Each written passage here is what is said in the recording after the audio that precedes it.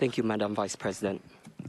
Madam Vice President, members of the Troika, honorable members of the United Nations, members of civil society, it is my distinct honor and privilege to address you at the onset of Cambodia's fourth cycle of the Universal Periodic Review and provide some answers to advanced questions we had received. I wish to begin by extending my appreciation to the UPR Secretariat and the Troika members for their exemplary support and arrangement for today's review. I am joined today by my fellow members of the Cambodian delegation, representing national line ministries and institutions, and colleagues from our permanent mission in Geneva, including Excellency Ambassador on my left. Cambodia has established close and constructive collaboration with various United Nations human rights mechanisms. Cambodia is the first country in Asia to host the country office for the OHCHR since 1993. We are proud to inform honorable members of the UN that Cambodia is a state party to 8 of the 9 core international UN Convention of Human Rights treaties without reservation, and is also one of the few states in the Asia-Pacific region that has delivered unfettered access to, engaged with, and continuously extended the mandate of the Special Reporter on the situation of human rights in Cambodia.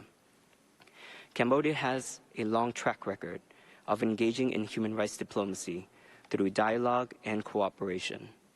Cambodia's participation in the past 3 UPR cycles have contributed to strengthening existing national human rights protection systems, broadening the civil political space, and invigorating socio-economic rights. Some notable policies and measures that have resulted from accepted recommendations from our previous 3rd cycle includes the successful final draft law on the establishment of the National Human Rights Institution, which has been expressed by several member states during the last review. Madam Vice President, Excellencies, ladies and gentlemen, to advocate that there exists a universal panacea for all political, economic, and social ills, a one-size-fits-all solution for all countries is impractical. Democracy and human rights values are country-specific.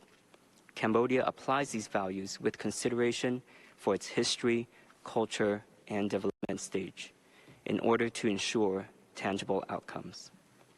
Our approach to advance democracy and the promotion and protection of human rights must therefore reflect on our past tragedy. Cambodia was once a war-torn country, submerged in the ruins of the Khmer Rouge genocide that resulted in the total collapse of institutions and the loss of nearly 2 million people. Simply put, Cambodia went back to year 0. Although marred by internal conflict and bombarded by chaos, Cambodia has successfully emerged as a peaceful and independent sovereign state, respecting the rule of law and achieving political stability, and securing dynamic growth and economic, social, and cultural development. One of Cambodia's first steps towards peace and reconciliation as a post-conflict country was to seek justice and punish the most senior and responsible leaders of the Khmer Rouge. To put this into context of how significant of an achievement this is, only a few international criminal convictions in the world have been against heads of states. Through the extraordinary chambers in the courts of Cambodia, the ECCC, a hybrid tribunal established between the royal government and with great assistance from the United Nations, Nguyen Chia and Khieu Samphan, who are among the highest levels of Khmer Rouge leaders, including Dut, were convicted of genocide, crimes against humanity, and war crimes. Cambodia has chosen not to forget or ignore past crimes that were committed, but face head-on with its genocidal past. The ECCC has strengthened the respect for the rule of law in Cambodia and helped the royal government and helped the country heal wounds of the past, allowing the people of this country to look to the future. And as decided by the royal government and approved by the UN General Assembly, the ECCC has entered into its residual stage with a focus on archiving to preserve and promote the court's legacy, dissemination of information, and especially support projects for victims. As Cambodia continues to develop, millions of Cambodians have been lifted from sheer poverty and are enjoying decent livelihoods, with significantly increased life expectancy through the win-win policy of Samdech Techo Hun Sen, the former Prime Minister of Cambodia. The convergence of concentrated efforts to promote and protect human rights can be seen by prioritizing human capital development through social protection and assistance expansion, support for emergency response, and enhancing welfare holistically within the Pentagonal Strategy Phase 1 of our current Prime Minister, Samdech Mahabawal Tapadai Hunmanait. Achieving fundamental human rights that every citizen is entitled to was and remains today the first and foremost important task for the government. As we place the utmost importance on peace to be ardently cherished and protected, we recognize that peace is an enabling right, an imperative precondition foundation for the enjoyment of civil, political, economic, social, and cultural rights and the realization of sustainable development. Through peace and political stability, Cambodia's economy has been among the fastest growing economies. Cambodia's annual growth averaged 7% between 2009 and 2019. Poverty rates nearly halved from 33.8% in 2009 to 16.6% in 2022. Despite the effects of the COVID-19 pandemic, Cambodia's economic growth is projected to be 5.8% in 2024 and 6% in 2025. Consequently, Cambodia transitioned to lower middle income status as set out by the World Bank Group in 2016 and is set to achieve an upper middle income status by 2030 and high income status by 2050. We are encouraged by a national review showing that most of the 17 Sustainable Development Goals, along with our 18th goal of mine clearance, are on track despite global uncertainties. While Cambodia is mindful of our shortcomings, the nation strives forward to reduce poverty, vulnerability, and inequality, while boosting human development and economic growth to ensure our society becomes more inclusive, cohesive, and resilient. Cambodia has implemented wide-ranging social assistance schemes. Cambodia's social security system that was enhanced during the COVID-19 pandemic has now been integrated into Cambodians' family package to become regular national social assistance programs that support vulnerable populations from conception until death.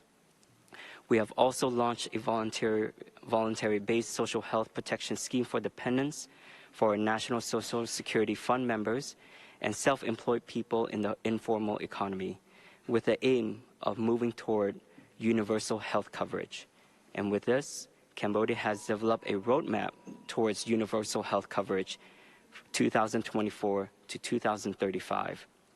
The development of Cambodia's social protection system has prominently improved, covering currently in 2024 42.1% of the population.